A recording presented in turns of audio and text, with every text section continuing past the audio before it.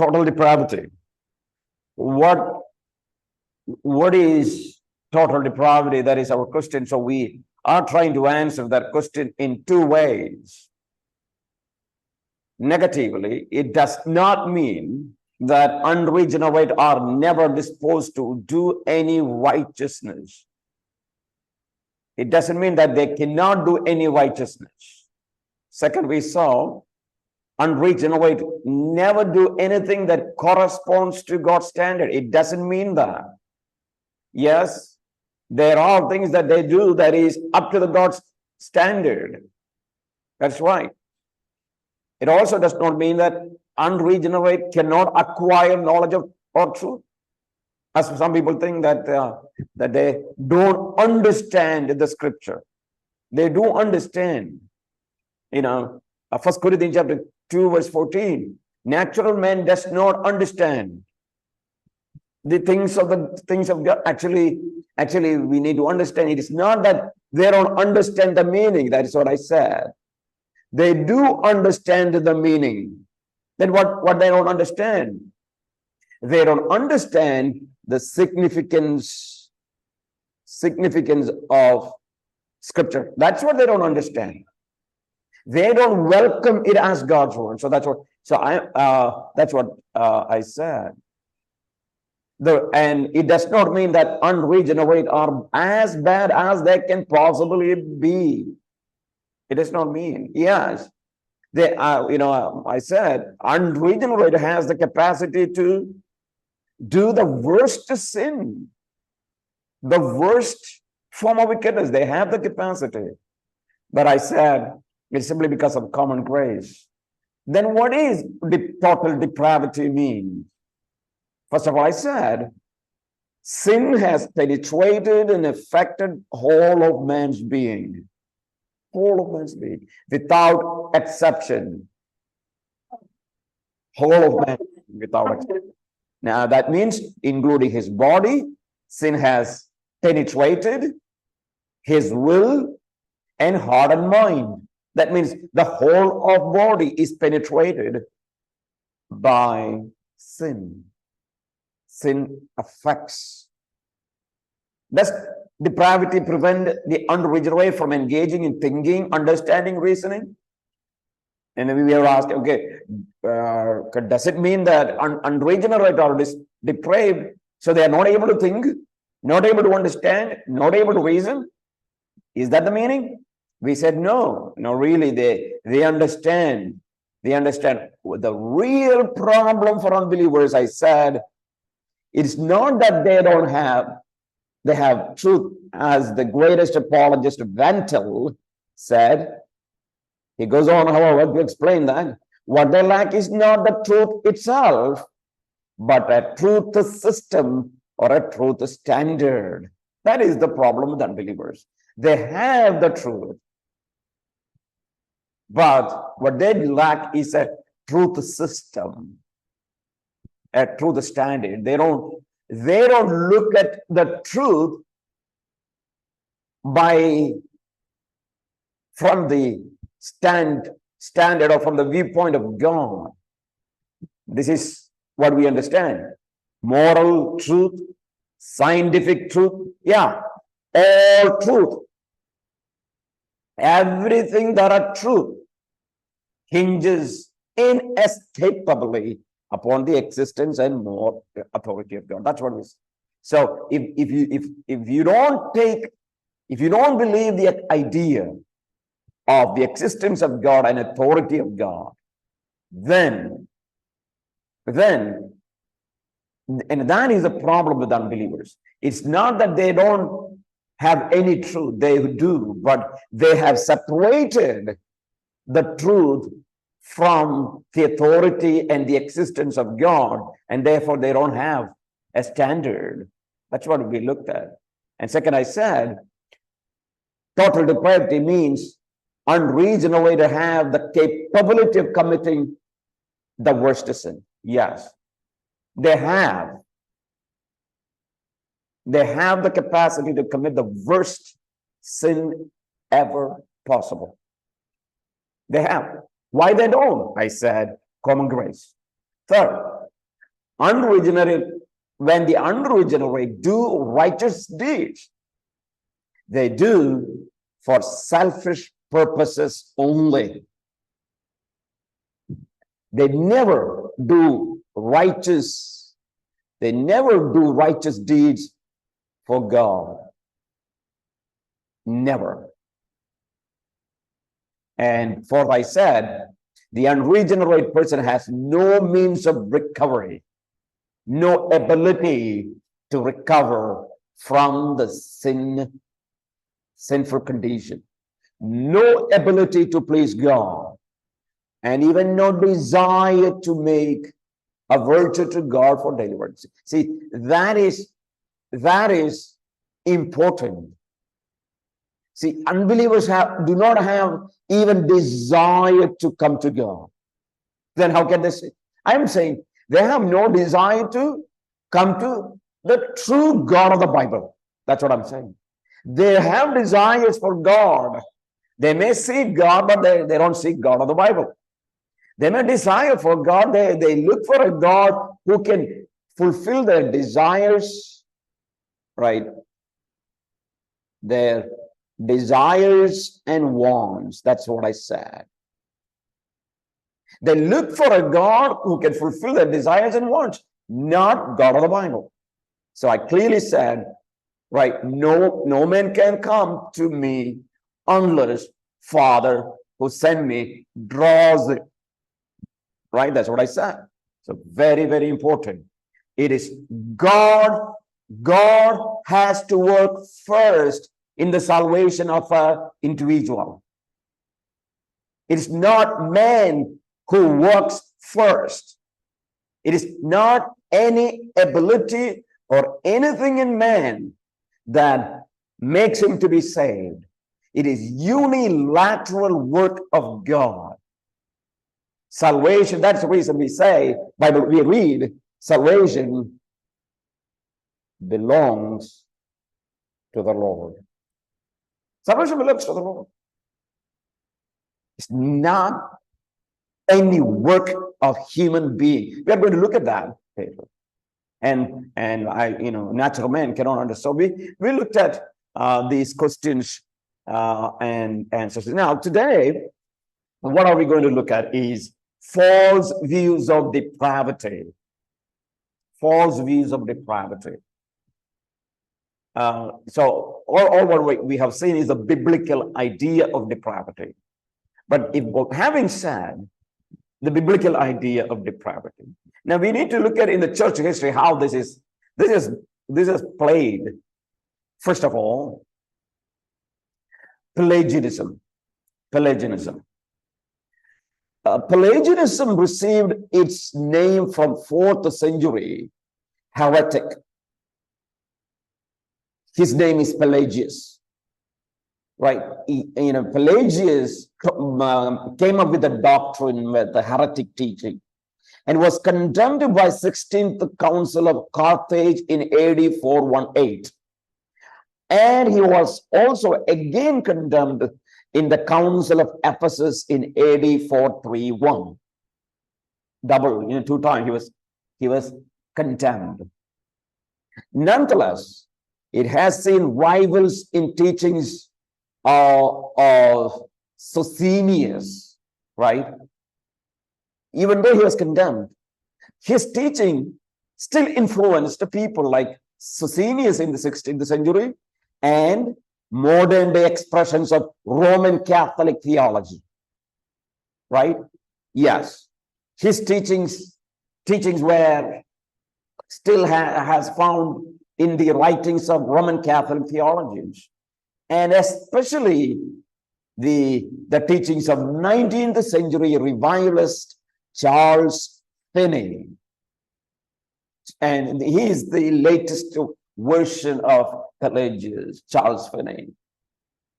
Right? So, what is Pelagius' theory of depravity? I said he's a heretic. Now, let's look at what is. We already looked at slightly before. This is what he says. All souls, including Adam's, are created directly by God and are mortal and unspoiled by sin. What does that mean?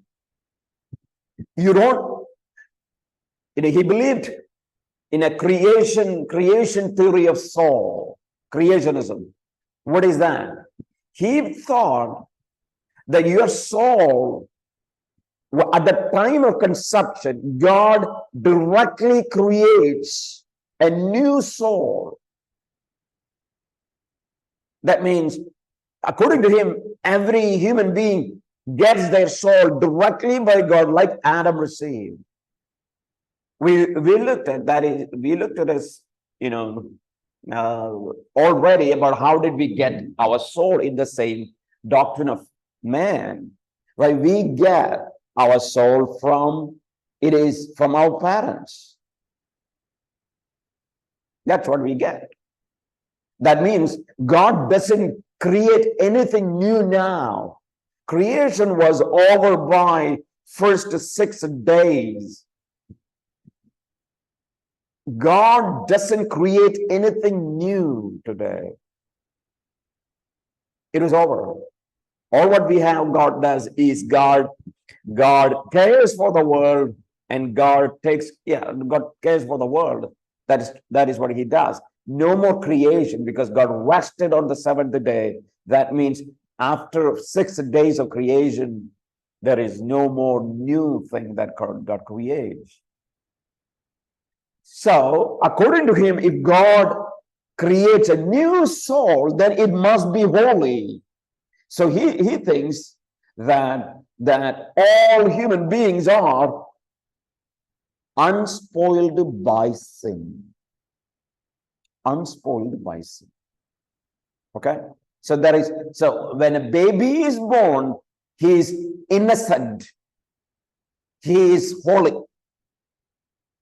All persons are born in the condition Adam was in before he fell. So according to Pelagius, he thinks that like God created Adam, God creates everyone even today without sin.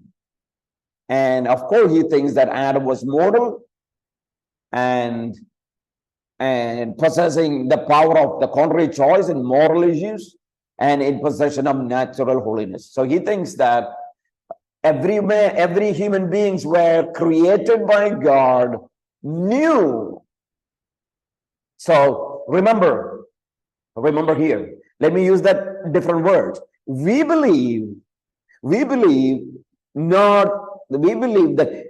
that we are not created by God, we are procreated by God.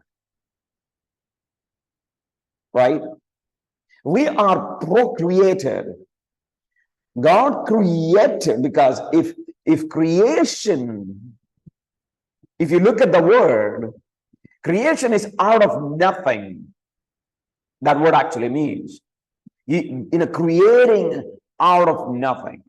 Right, making something out of nothing, or create. That's what the basic concept.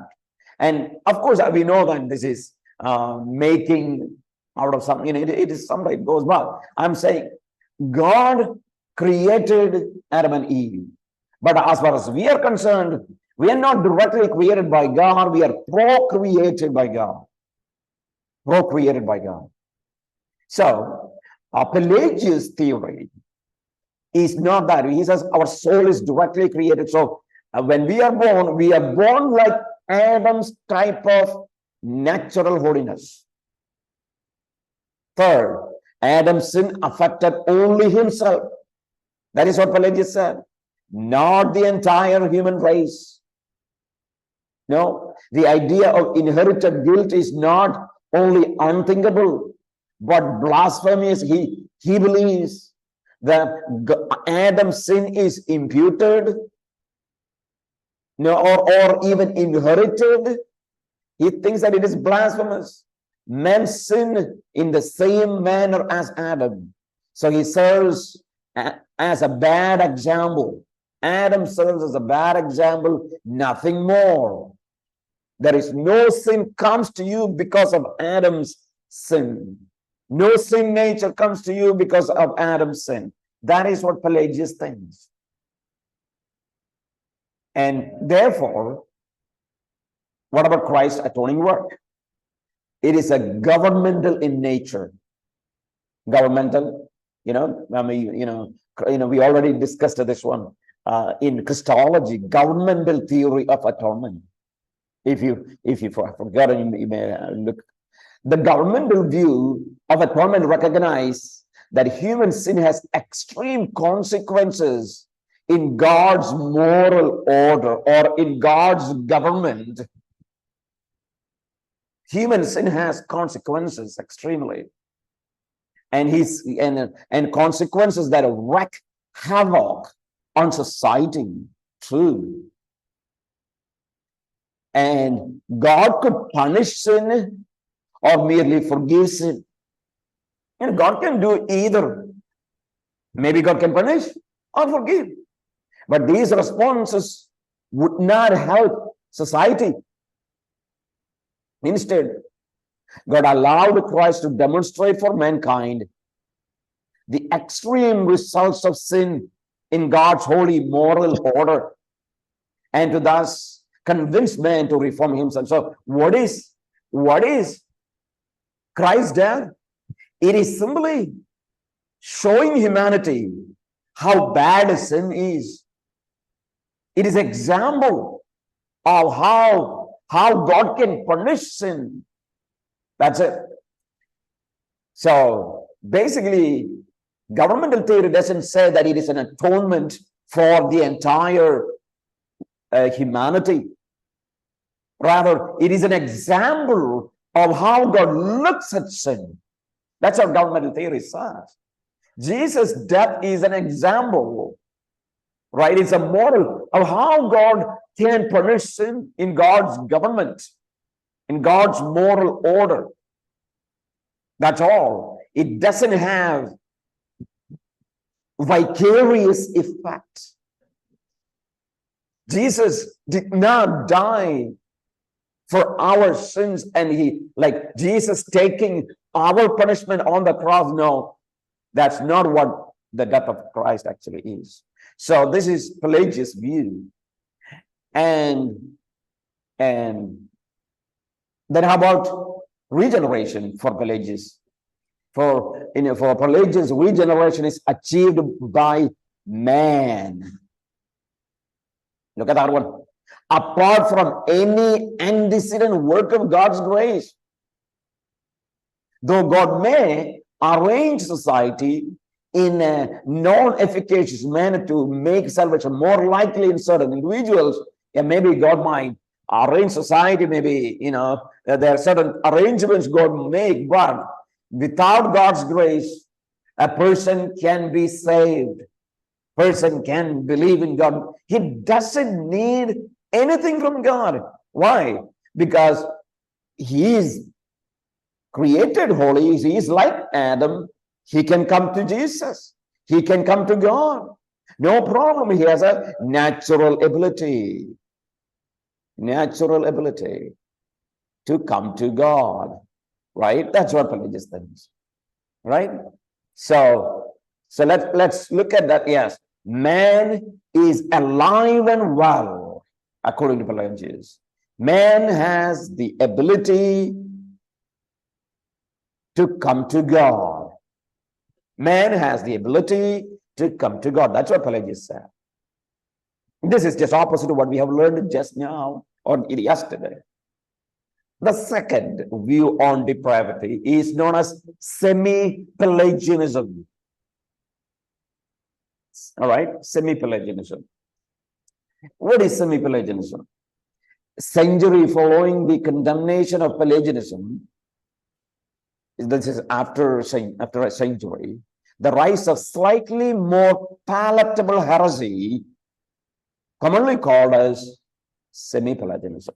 Little more palatable, tasty, people can accept.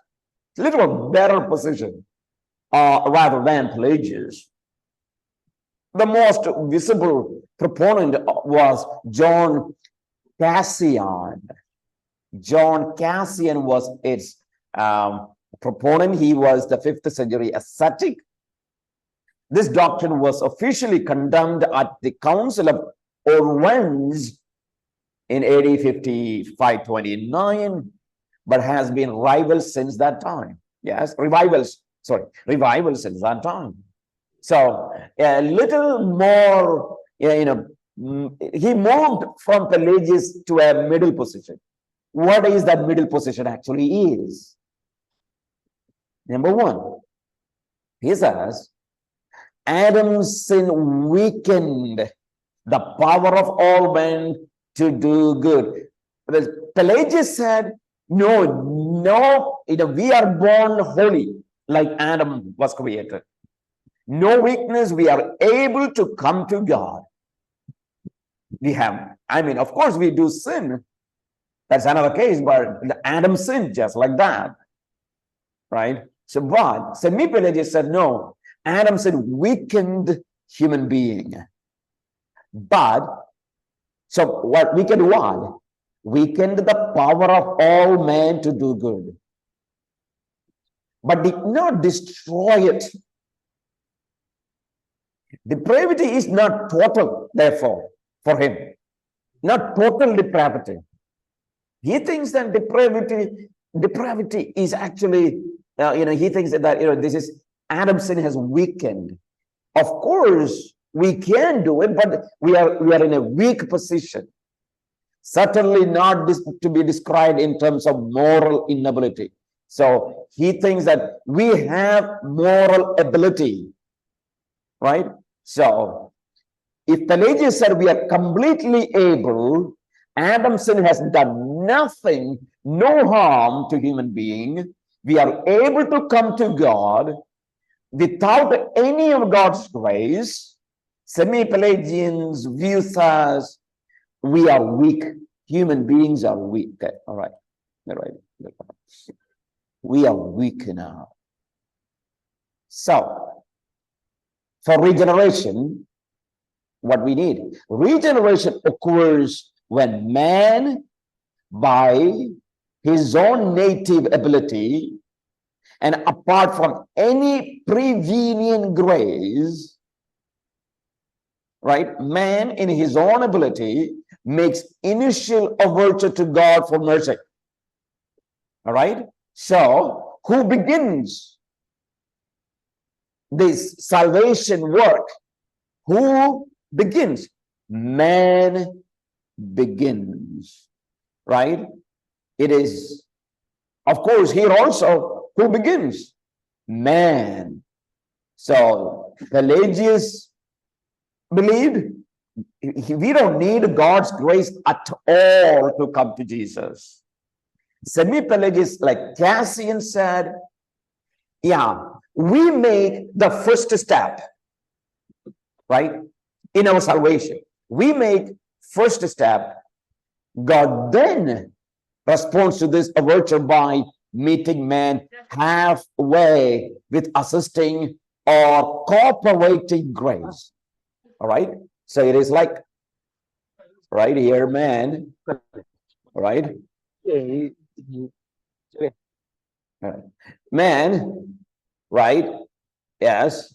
Now he goes half by his own natural ability to God, and then God comes half. So it is like 50-50.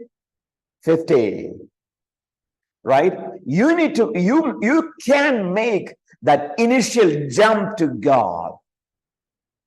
You can make that initial response to God. You don't need any help. So when you make that initial coming, then God gives you grace then.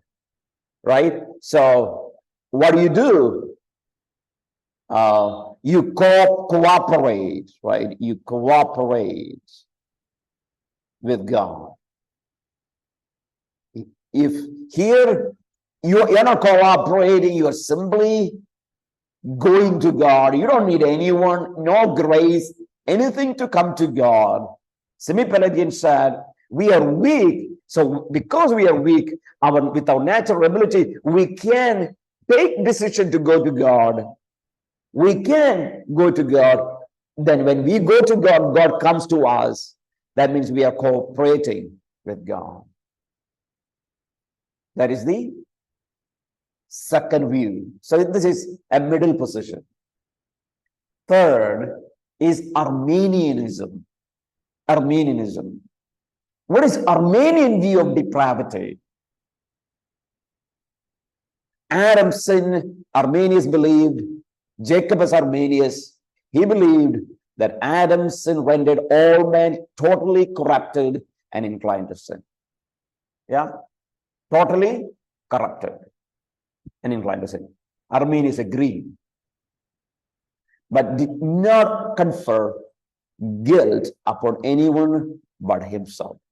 So, Arminius did not believe in the imputation of sin. Imputation of Adam's sin. He did not believe. He all believed is this: we inherited depravity. Depravity means what?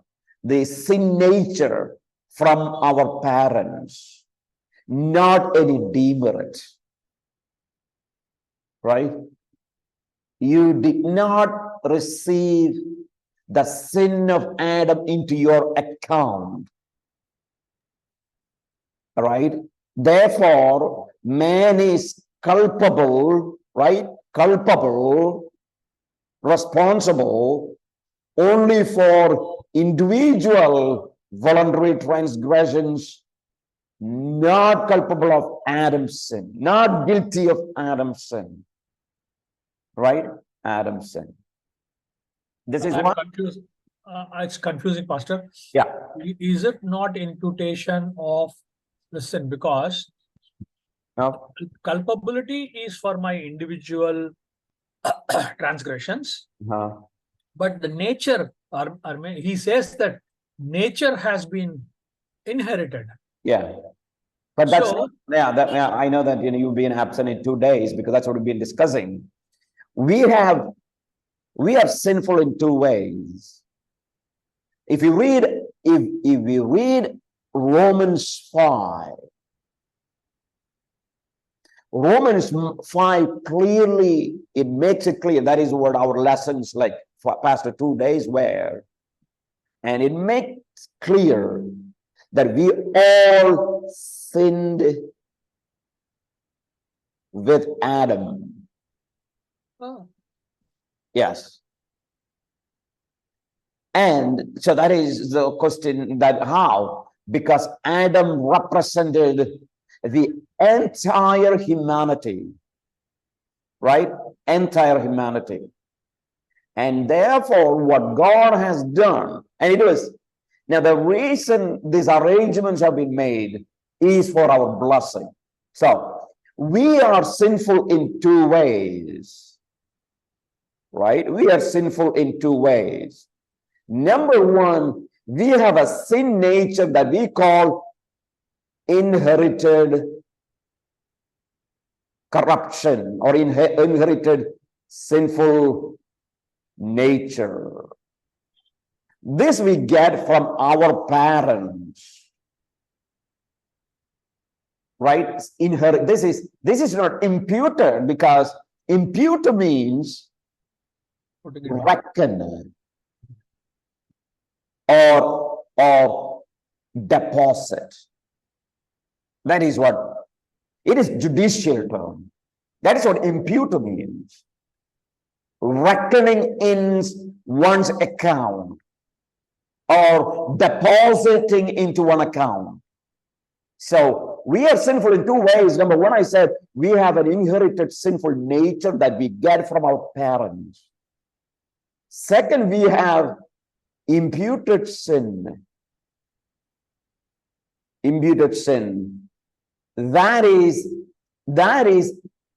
God imbued sin or deposits sin into our account. Who sinned? This is from Adam. Which sin? Not all the sins of Adam, but the original sin of Adam. Original sin of Adam. So that means in our account, we are guilty. We are guilty of a sin that we have not committed, right? We are guilty of a sin that is not committed. What is that? That is known, we call it as alien guilt. Alien guilt. Alien guilt. What is alien guilt? That is, in our account, there is a guilt for sins that actually we never remember, we have not done. And it is whose sin? It is Adam's first, or we call original sin, right?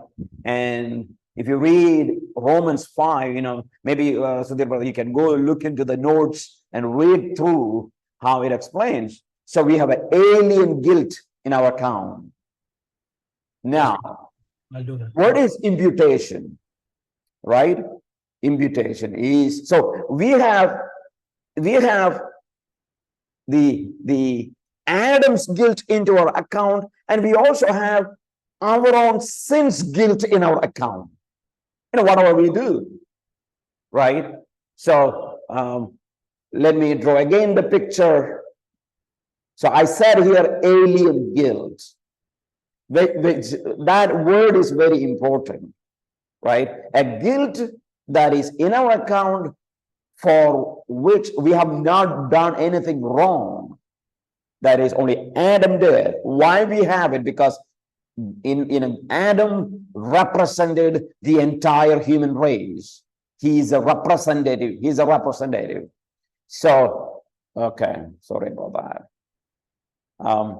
So here we have Adam. Here we have the second Adam, that is Jesus Christ. This is the first Adam. And here, okay, here we have humanity or believers. Let's take believers. So Adam's first sin imputed to my account. Now, here is myself. Adam's sin, the first sin, that plucking that fruit, that first disobedience is in my account. That is an alien guilt. So in my account. And in my account, there is a flood of guilt of every wrong action that I have done. There is a flood of guilt, right? So I have one alien guilt, and I have guilt for my own sin. And when Jesus Christ died on the cross, my guilt, including the alien guilt, is deposited into Jesus' account, reckoned or imputed on the cross. And Jesus was punished for my guilt, actually. He's taking my guilt, being punished for my sin, everything. Now, in Jesus' account, he has righteousness. He has righteousness. What righteousness is that? It is not simply, oh, Jesus is a righteous person. No. Jesus is God, so holy man. No, that's not what we are talking about. In Jesus' account, he has earned righteousness. What is that? The righteousness of the law. That is the requirement, the positive requirements of the law, right? That means merit. merit, obeyed everything. Like if you look at Jesus' life, I said, the reason why Jesus had to born as a baby is so that he can fulfill the law and earn righteousness for us, right? So that means merit, right? The earned merit. And what Jesus does is that yes, Adam's sin is imputed to us, and we have Adam's guilt is on our account, and our guilt is theirs, the sins of our guilt, and all this guilt is deposited, imputed to Jesus' account, and Jesus' righteousness is imputed to us. We have an alien righteousness. Now, we have an alien righteousness. What is that? A righteousness in our account for which we have not done anything. That's how God makes it. God is a just God. God, it is impossible. It will affect God's justice. Simply give people justice, the righteousness. God cannot. So because you had, first of all, an alien guilt, therefore, now God can deposit an alien righteousness, right? Impute. So that is merit. This is merit. This is merit, like obeying everything in the law. Jesus obeyed perfectly everything. And so in your account, merit is there. Now, if you want to go to heaven, there are two things necessary. Two things necessary. What are the things? Number one, your sin, the debt should be paid off. Right? You have all the sins you have done. All the sins you have done, it is a debt in your account. It should be paid off. So what is on the cross happened? It is paying of the debt, right? Jesus paid it all, we sing. Jesus paid it all. What did he do? He took the penalty. That means all the negative side is removed, right? Sin's penalty is borne. Jesus has borne or bore all our penalty. Negative, no more negative. You know, when God looks at you, have no negativity because sin's payment has been done.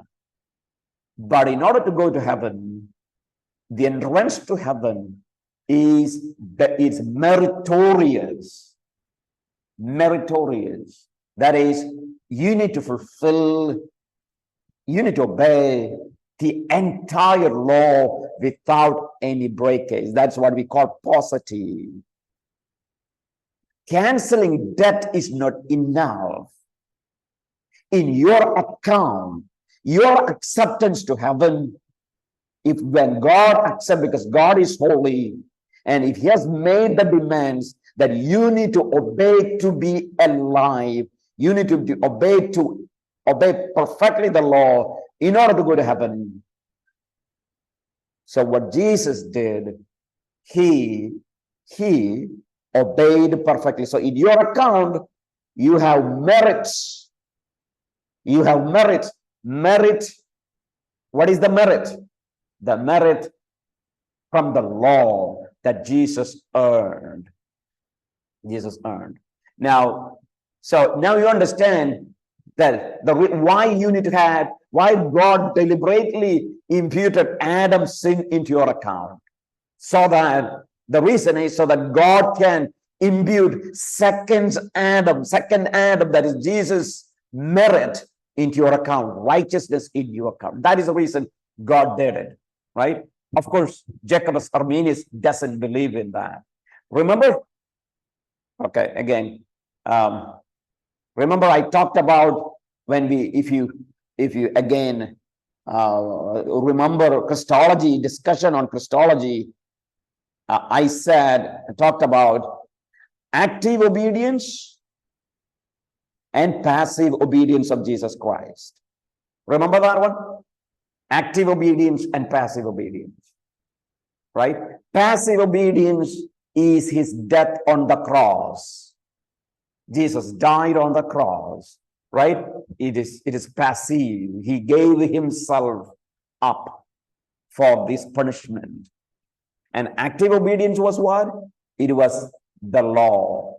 Jesus actively obeyed. So the question we ask, why did Jesus come to this world and born as a baby rather than God coming down, like Jesus coming down at the age of 33 years, old man? Why did Jesus not come down to this world? Took that, he added that humanity like a matured man. Why he did not do that?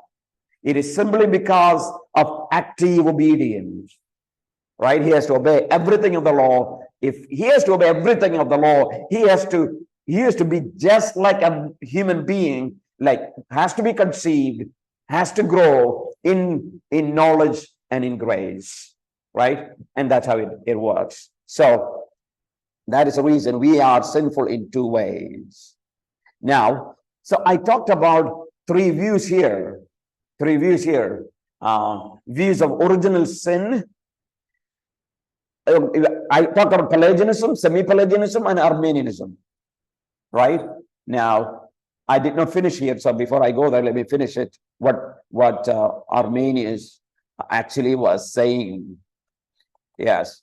Now, so he said, Jacobus Arminius said, sin has rendered all men totally corrupted and inclined to sin, but did not confer guilt upon anyone but on himself. And therefore he says, thus man inherited depravity, not demerit. Not demerit. Man is culpable only for individual sin, voluntary transgression. You are not culpable for Adam's sin. That's what Arminius said. You are not culpable for Adam's sin. You are not responsible for that. You are responsible only for, because you have only one. That is the actions that you have done. Second, Arminius said, it was necessary to God's justice to extend grace to all men. And therefore he called it as a prevenient grace. Very important term when you learn theology. Prevenient grace. What is prevenient grace? Prevenient grace. It means grace that is available to all men. That is prevenient grace. Available to all people. Right? So God's justice to extend prevenient grace to all men in order to restore man's ability to fulfill God's moral demands. That means, Arminius says, God supplies grace to everyone. Everyone. Right? We are not talking about common grace. We are talking about another kind of grace that is available to all men. Therefore, Arminianism holds to the axiom. What is their axiom? If I ought, I can. If I try, I can come. Right? That means, thus, since man ought to believe in God as he necessarily can believe,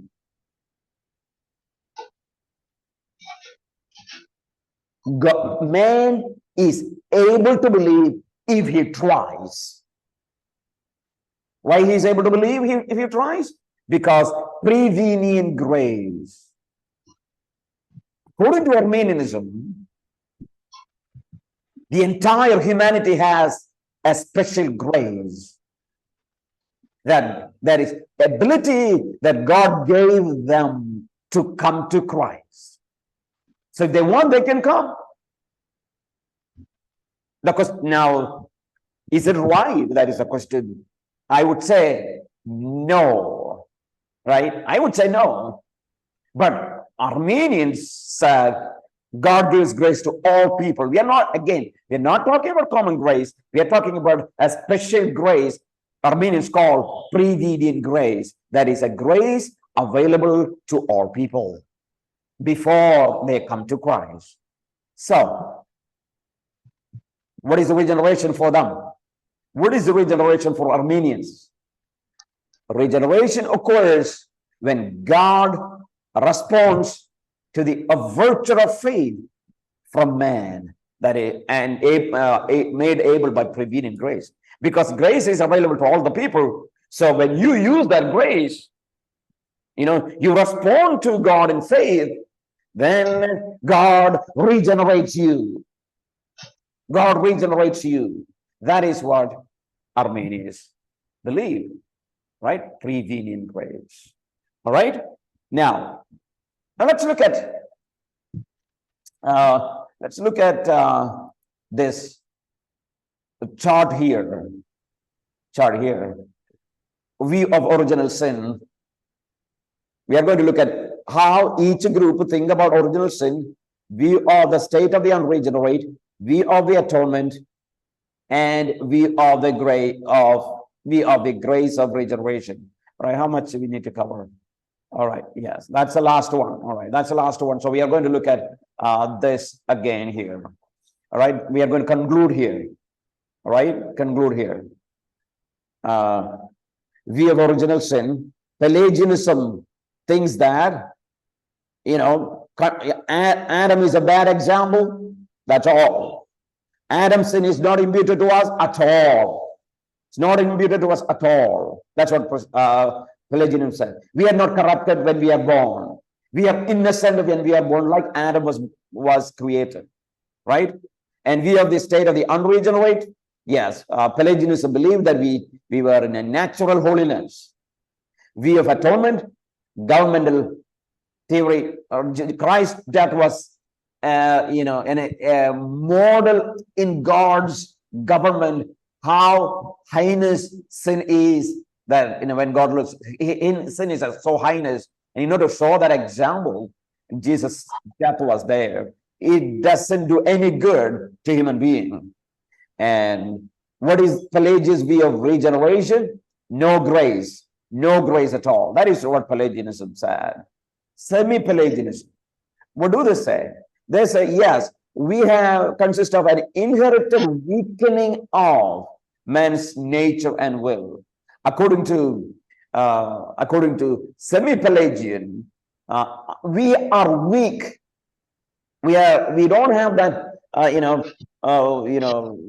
will is weak. We are not able to come the way that Adam was able. Right? We are weak. We need assistance. So when you make the initial jump, the initial action that you wanted to come to Christ, then Christ will come. Right? And according to semi-Pelagianism, universal or potential substitutionary. Yes, Jesus' death is there. It can potentially save all the people. And so they talk about corporating grace, right? All what you do, they talk about corporation, not even a prevenient grace. You cooperate with God, right? Your half, God will put half. 50-50 everywhere. You need to do your work 50, God will do his work 50. That is what semi-Pelagianism basically about. And Armenianism is, yes, we saw, consists of the inherited total corruption. He believes we have an inherited nature, right? Corrupt nature. And as far as, state of the unregenerated, yes, he believes that we are depraved, but God gives everyone ability, the prevenient grace, to come to be restored. Everyone has a grace. And therefore, as far as atonement is concerned, universal, in that, yes, Jesus died for everyone can be saved Jesus represents everyone, right? Jesus is the representative of everyone. That's what he thinks. The fourth one, as far as Arminianism is concerned, all right, that is about the grace in regeneration. Arminians believe corporating and prevenient grace, but not efficacious grace. He doesn't believe in efficacious grace. God gives all the people grace, so there is no particular grace to people. Whereas Augustinianism, that is the fourth one, that is what we explained in the beginning. What is that? Augustine taught we have imputed guilt and we have an inherited sinful corruption, right? And that means total inability. Total inability. No one can come to Christ without special grace. No one can come to Christ without Father draws him. No ability at all. The next one, substitutionary and thus necessarily particular. Right? Substitutionary and thus, that means Jesus is, if Adam represents the entire humanity, Jesus represents believers. Only believers. And Augustine taught prevenient grace that is both individual and efficacious. He tells us, yes, the grace that God gives is particular, right? It is individual in nature, not all the people, and it is always efficacious. They will come, right? So this is the understanding of the total depravity. So as I said, okay, what is my conclusion? My conclusion, what I said, what is biblical? Biblical is what Augustine taught, right? Because if you look at the verses in the Bible, for example, if you look at, so right here, total inability. I made that very clear, total inability. Look at all these verses. Clearly says, we are not able to come to Jesus. None is able to come. Without God's work, none will come. Right? That is what. Right? So that is what Hamartiology, right? Hamartiology, that means we finished that doctrine, right?